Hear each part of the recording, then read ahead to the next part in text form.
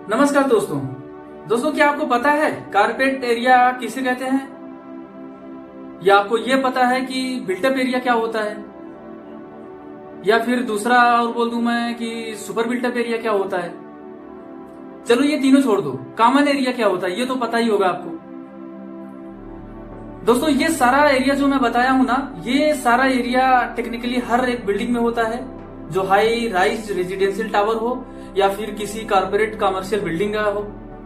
क्योंकि आप किसी भी बिल्डिंग में जाते हो तो आपको सबसे पहले लॉबी मिलता है, रिसेप्शन मिलता है, एंट्रेंस पोर्च मिलता है, उसके बाद आपको स्टेयरकेस मिल जाएगा, पैसेज मिल जाएगा, कॉरिडोर मिलेगा, और हर ऑफिसेस के बाहर एक बालकनी मिल जाता है। अगर आपका खुद का घर है, अगर आप एक बड़ी सी टावर में रहते हो तो आपका घर में भी बालकनी मिलता है और सारे का एरिया होता है। तो ये सारा एरिया का सिस्टम होता क्या है एक्चुअली, क्या आपको पता है? नहीं पता है दोस्तों, तो आज हम इसी को समझने की कोशिश करेंगे इस वीडियो में, और सारे एरिया को बिल्कुल सीधा और सिंपल लैंग्वेज में मैं ट्राई करूंगा आपको बताने के लिए। तो चलिए शुरू करते हैं दोस्तों।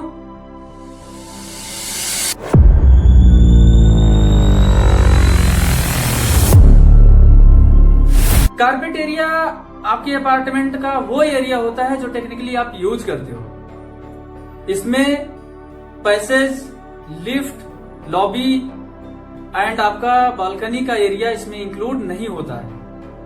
इवन आपका अपार्टमेंट का जो एक्सटर्नल वॉल होता है, जो किसी और अपार्टमेंट का एडजॉइनिंग वॉल है, उसका भी एरिया इसमें इंक्लूड नहीं होता है। तो आपके यूनिट के अंदर, आपके अपार्टमेंट के अंदर जो बेडरूम है, टॉयलेट है, बाथरूम है, किचन है, ये सारा एरिया किसमें आता है?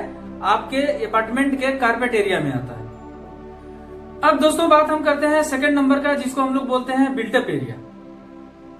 अब बिल्टअप एरिया को आप टेक्निकली समझो तो carpet area plus internal outer external wall thickness area and balcony area. यानी कि आपके अपार्टमेंट का अगर बिल्टअप एरिया की बात किया जाए तो जो आपका कारपेट एरिया है उस एरिया में आपका एक्सटर्नल वॉल का जो थिकनेस का एरिया है वो ऐड कर दो, और आपके बालकनी का जो एरिया है वो ऐड कर दो।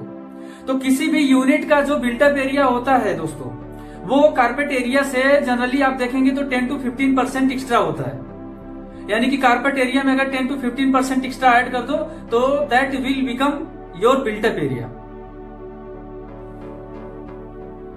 दोस्तों थर्ड एरिया है जिसको हम लोग बोलते हैं सुपर बिल्टअप एरिया।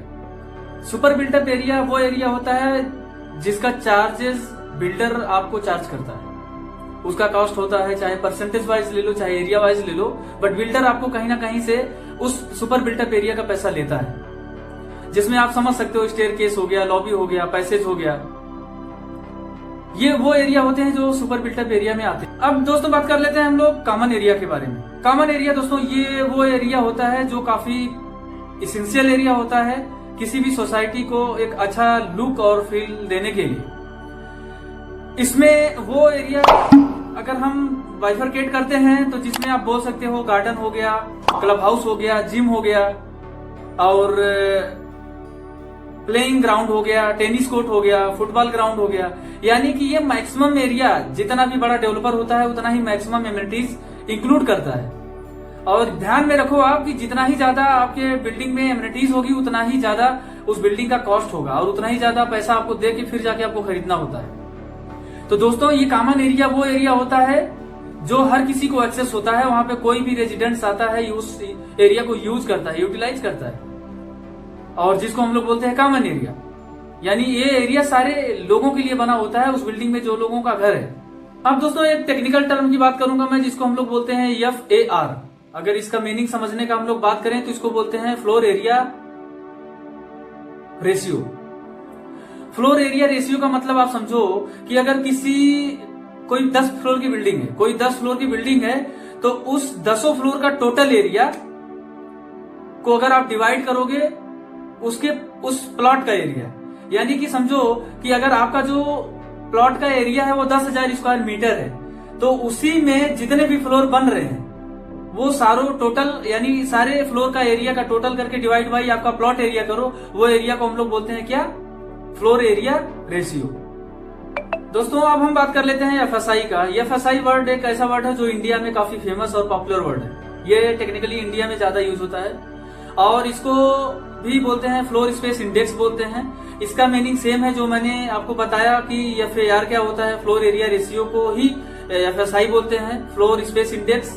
इसमें भी वही सेम फार्मूला होता है, total floor area of the building divided by total plot area, जो आता है वो फ्लोर यानी एफएसआई होता है।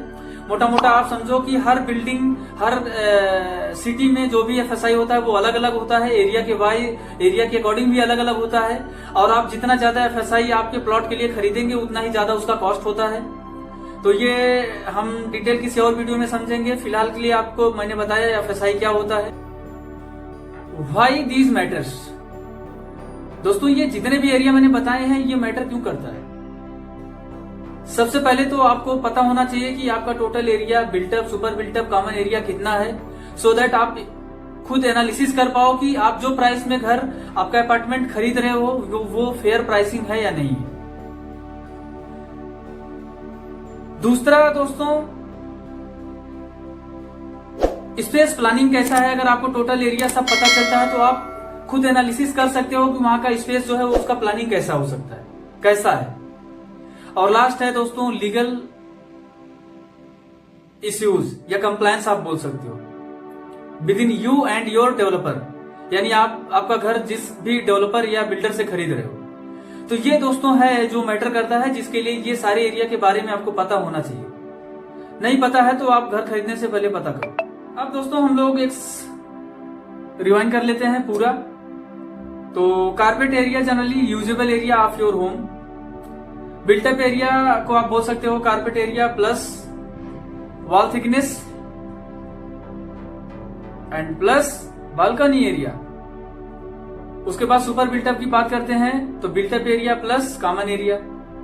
और एफएआर और एफएसआई की बात करते हैं तो रेगुलेट कंस्ट्रक्शन डेंसिटी, यानी ये वो फार्मूला होता है जिससे बिल्डिंग का टोटल डेंसिटी या टोटल ऑक्यूपेंसी कैलकुलेट कर सकते हो आप बाय द यूजिंग फार्मूला। तो दोस्तों मुझे लग रहा है कि मैंने आपको सारा डिटेल बता दिया है, खास करके एरिया से रिलेटेड। और मुझे लगता है कि ये वीडियो आपको पसंद आया होगा, और आपको पसंद आया है तो वीडियो को लाइक करो, शेयर करो दोस्तों के साथ, और खासकर उनके साथ जो लोग घर खरीदने का प्लानिंग कर रहे हैं। और चलो मिलते हैं एक नए वीडियो में एक नए टॉपिक के साथ में दोस्तों। जय हिंद, जय भारत, धन्यवाद।